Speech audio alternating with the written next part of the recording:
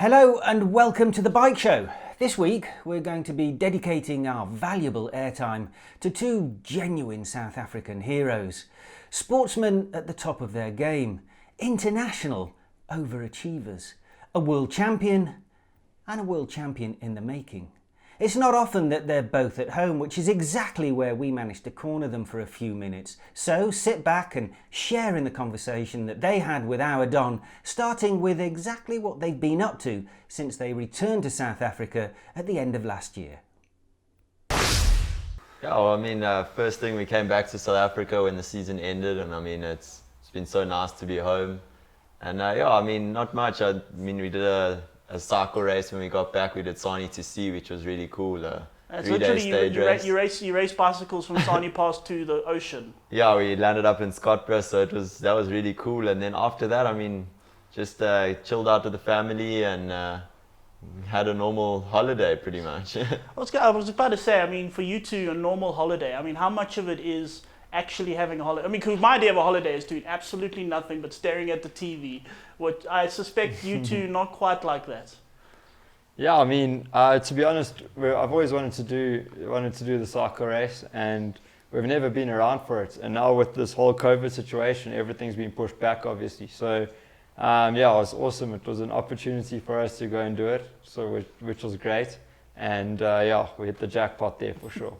Now, okay, this is going to be a personal question for me. Now, we play PlayStation, particularly the MotoGP game, and we kind of look at it, and you play Moto3, and you go, oh, look, I could be Darren Binder. Or you go play MotoGP now, and you say, oh, look, I could be Brad Binder. Now, for us, that's like, holy cow. What is it like for you, seriously? Playing the game. Yeah, when you're playing a PlayStation, like big PlayStation game as yourself. They made your character. It's pretty cool because I don't have to sit there and set up and make my own little ride and whatever. I just go straight on and grab myself and off I go. It is something. You don't really play PlayStation that much. Never. I think I've played, even since I've been on the games, maybe for a grand total of like 10 minutes. Jeez. Do you guys ever play like yourselves, see someone you don't really like and think, right? Yeah, maybe Darren, but maybe not quite. Easy and then check out in front. I like that one. Don't like that one. Win the race. Darren, you're moving to a new team, the Patronus team. Now it's okay. This is quite a big deal because it's one of the few teams that has a Moto3, Moto2, and a MotoGP team. You are in a way Valentino Rossi's teammate at the moment. Have you had any sort of contact with him? Have you even looked at the bike? You're moving from a KTM to a Honda. Has anything happened, or is it still happening? Yeah, well, obviously at the end of last year, I got to know the team a little bit. Like we had meetings and stuff, and got to know everybody in the team and who I'm going to be working with and that.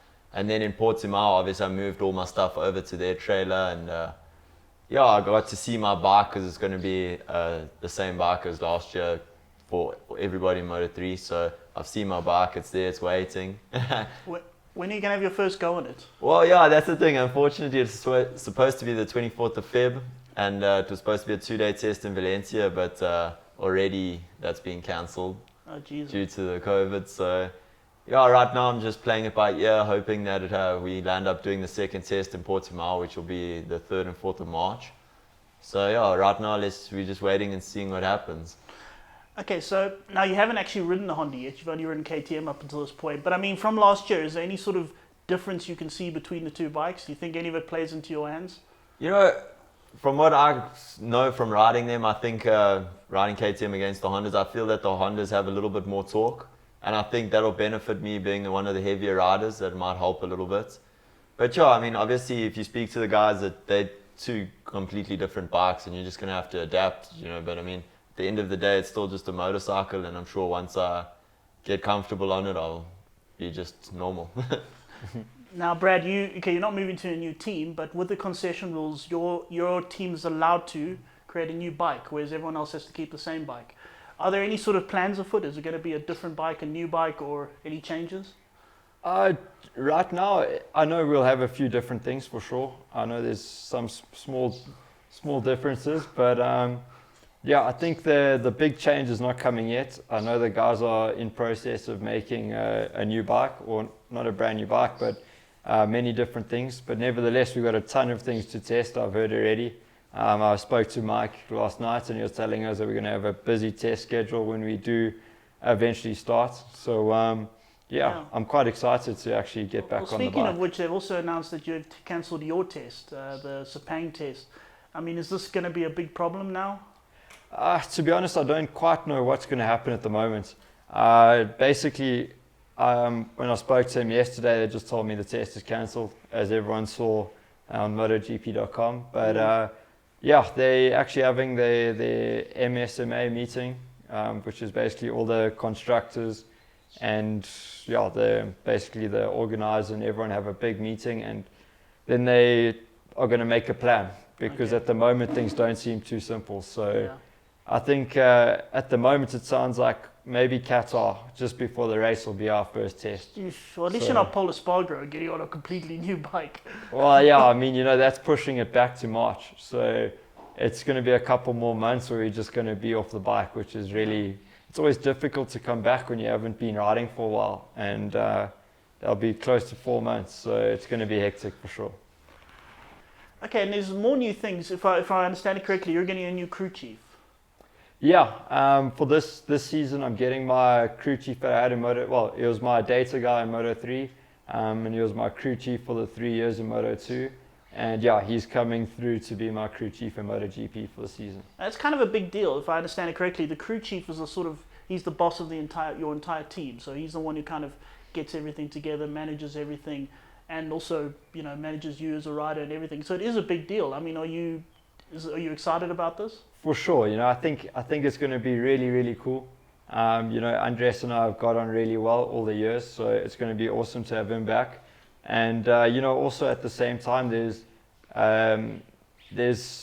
so many key guys in the team, that everyone is you have like your data guy, your electronics guy, you have there's pretty much somebody for everything. There's a guy for the gearbox, and there's so many. Everyone's got their key role in the team, and for sure it's the crew chief's job to really make sure everything's running smoothly. But at the same time, we have Mike that's also got a lot of experience being a crew chief and all of that, and all of these decisions we make are always done between a group of people. So it's really awesome, and I'm really excited to start the season and see how things are going to be. Speaking of seasons, Darren, your season 2020, you by far had the best season you've ever had. It included your first win. Now, what kind of changed for you? I mean, when I got to Qatar, my main goal for the season was just to try and tone things down a little bit, ride more clean, finish races, and try and be more consistent. And I mean, it definitely showed that I definitely had my best year ever. But I still made some mistakes. I unfortunately still DNF 5 races, being taken out, crashing, bike broke, and all that. So, but it definitely showed that I made a step forward. And I think I just want to try and improve on that again this year. Just carry on working in the same direction, try and be as clean cut as possible, and race as hard as you can and finish every race. You got the nickname Dive Bomb Darren. It's something you've embraced. You even have it on your t-shirts now. Yeah, 100%. At first when they came up with that and it was Dive Bomb Darren, I kind of was like, yes, that's not cool. Like people think it's because I'm taking those off. Yeah. But I think I kind of just embraced it. I really think it's something cool. It's something that they came up with, and I just embraced it. And I mean, I do love to take a good lunge at those on the brakes. So that's you once said your brake. We asked you, where do you brake? You said you wait for everyone else to brake and then count to 3. That's it, 100%. I always love the commentators when you normally start 28th on the grid or something ridiculous, make your way through. But I love the commentators. They go, "Oh, ladies and gentlemen, look who's coming! It's Darren Binder." You just know something cool's gonna happen. I need to work on that this year. I mean, I improved at the end of last year. I mean, I started qualifying better, but that's definitely going to be one of the key points this year, is sort out my qualifying so I can have a little bit of an easier race and less work to do. And Brad, first season in MotoGP, first win, come on, in the 3rd round. That's quite something. I mean, what are your thoughts on 2020? 2020 was a cool year for me. Even though there was so much disruption and a bit of chaos, to be honest, it was just a really, really fun season. I really enjoyed my first year in MotoGP, trying to learn how to ride the thing properly. Just the new challenges every single weekend. Yeah, I mean, I can't complain. I mean, to walk away with my first win in my first year was insane. It's more than I could have ever expected, as well as my team. So that was fantastic. But yeah, we had some ups and downs. There were many days where things were super tough, and so many missed opportunities where I had the pace. I was really quick, and I was able to fight for podiums where I ended up just throwing it away, which was frustrating because that's something I normally don't do. I'm going to say, you and Jack Miller are pretty good mates. How awkward was it after Arrogance? Yeah, sure. You know, it's bad because this year I wiped out 2 people and they're both my mates. So it's never something... You need to play PlayStation with him and practice wiping out people you don't like. Honestly, I don't know why, but unfortunately this year... twice on the first lap I messed up, and it's not like me to ride. Okay, I always ride into people, but I never do it in a way that we both get wiped out. Yeah. And yeah, you know, it wasn't cool. But I must be honest, you know, Jack took it on the chin. And he was really cool about it. He was so cool about it, and yeah, hats off to him for that. But yeah, look, this season I definitely understand the class much better. I understand where you can make these moves, and the thing is, you know, you're arriving so much quicker on these GP bikes. Your margin for error is pretty much half of what I'm used to. Yeah. And yeah, I think I learned a lot this season. And yeah, let's see. I really hope that's the end of wiping out my mates. Has your life changed a lot since you moved up to MotoGP? Not at all, to be honest. Everything's been exactly the same. Nothing's changed at all. I just had to do a bit more media. And maybe a few more people recognize me. These blasted interviews, especially the ones at your house. I mean, seriously. Nah, it's all good. You know, I mean, it's been cool. So far, so good.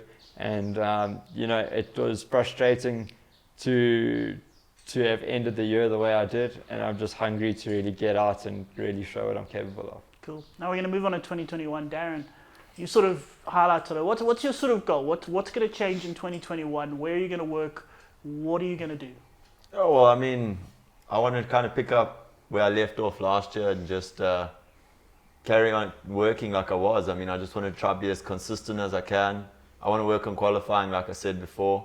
So yeah, if I can sort out my qualifying and just be consistent. I mean, if you can consistently be in that top 5, when it comes the end of the year, you're 100% going to be in the fight for the championship. And I mean, you know, the days when you can win.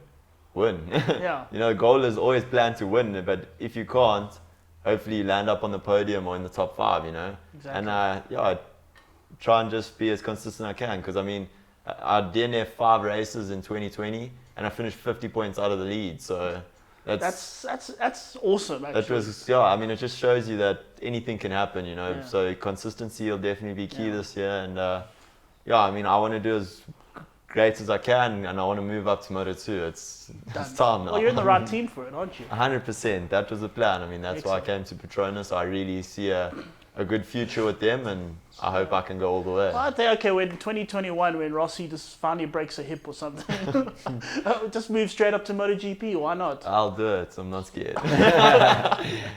Okay, Brad, same sort of thing. Apart from not wiping out your mates, what's your thoughts for 2021? 2021, I think, can be a really good year for us. We learned a lot last season, especially that, you know, some tracks work really well for some manufacturers, some tracks really don't. And there's always going to be that little bit of up and down, I've noticed in MotoGP. But the main thing I really want to improve is, almost like Darren said now, you know, when it's your day and your time, you can take advantage of it and get those great results.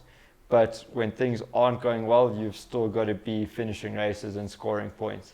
Whereas this year, I pretty much just try to give it my all every time, and 9 times out of 10, I made a mistake. So not fantastic, but you know, I've got 1 year under my belt now. 1 year is more experience. I understand the class much better. I understand the tires, my competitors, and I think in general, I'm in a much better position than I was last year. Cool. So I'm going to finish this off. We're going to do a quick. They call them quick fire questions. So I'm going to ask you a question, and you each got to give me a quick answer. Okay. Are you ready? Favorite singer? Go on. It's quick fire. You got to answer quickly. Robert Portman. Robert Portman. Robert Right, Portman, there we straight. go. Good idea. That's a great one. Favorite beer. Castle Light. Class a lot. There we go. Blonde or brunette. Blonde. You have to say blonde, don't you? Either. Breathing. Pasta or pizza. Pasta. Pizza. There we go. Biggest fear. Snakes. Snakes. Spiders. Here's one fun for you. What's the most boring thing ever, apart from this interview? Flights. Yes, yeah. Watching paint dry. Okay, more motorcycling. If you could race against anyone in the past, who would it be? McDoon. Schwans. There we go. Would you take £1 billion or a world title? World title. World title. Describe each other in one word. Make it nice, bro. Cute. I don't know. Said Surfer. make it nice. Surfer. There we go. Beach bum. Okay, last one. If you could give each other any advice, what would it be? That's a tough one, but how's that quick fire? That's I was fine, like, but this is the last one, so you've What's got a the moment. question? If you could give each other any advice, what would it be? If I could give Brad advice. Yeah. Brew, marry young, you're going bald. Oh, shit. Uh, Jeez, if I could give you any advice, bro. I try to give him a lot of advice all the time. Does but he never listen to works. any of it? Sometimes, but not often. Okay, there we go. So you could give him advice, he won't listen anyway. Exactly, so I give I it. try to listen now and then. I listen when I need to. I listened in Barcelona. You We listen, had a great you chat. listen when it's convenient. Exactly. In Barcelona, we had a chat like how I'm going to do it, and it worked out to perfection. Oh, there we go. So you need to listen to older brother. Sometimes Ball. my advice works, but not often. Great. Gentlemen, listen, best of luck for 2021. The whole of South Africa is behind you. Thank you so much. Best of luck. Thank you very much. Thank you very much, bud.